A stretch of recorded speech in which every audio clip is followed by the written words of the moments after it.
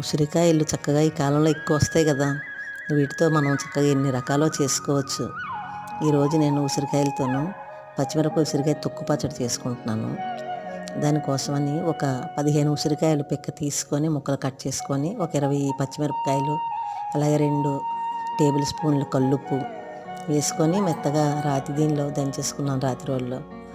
కానీ అలాగా కాకుండా మిక్సీలో కూడా పట్టుకున్నా మెత్తగా కాకుండా బరకగా చేసుకోవాలి ఇలా, అప్పుడు బాగుంటుంది.